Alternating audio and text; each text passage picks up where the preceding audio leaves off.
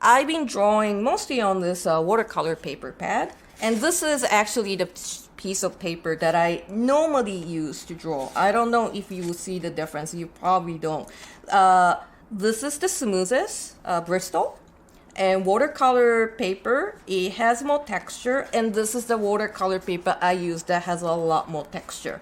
So since it's on video, I don't know how much you will see, but I will try and draw similar lines and see if you see the line differences.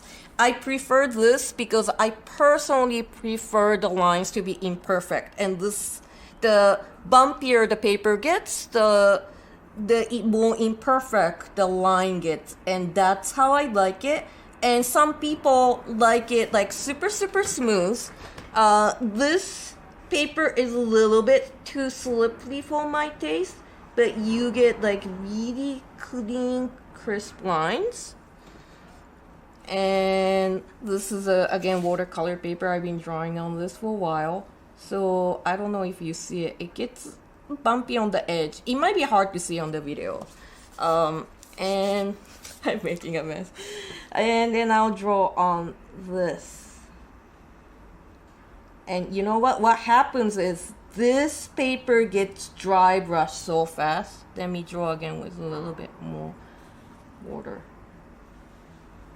So anyway, you see it start to break so easily. So compare this to this.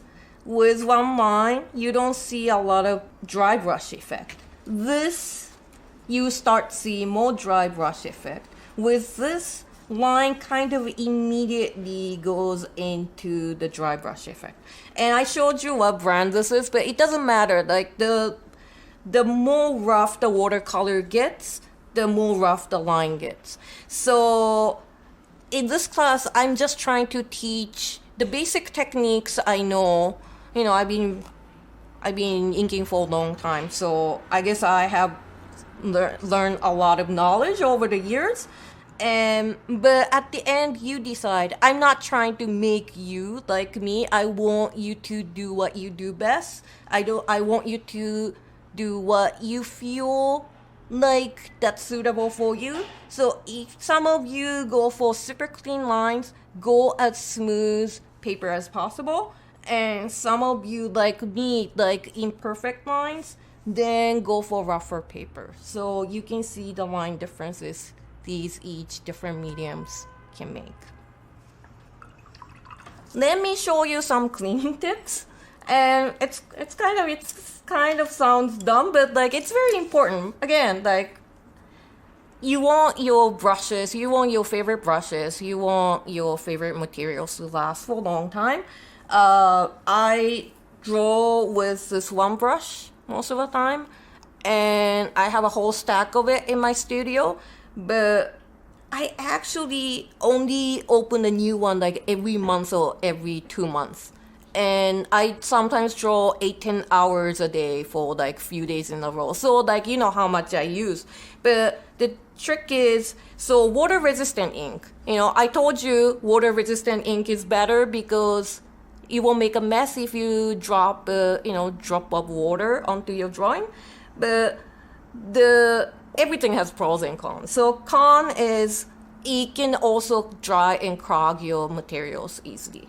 So every time you dip your brush into ink, I always rinse in the water. But what else I do is, here comes the brush cleaner, and then I always put some brush cleaners on here and rinse it. And when I'm putting away the brush, I do that like a few times.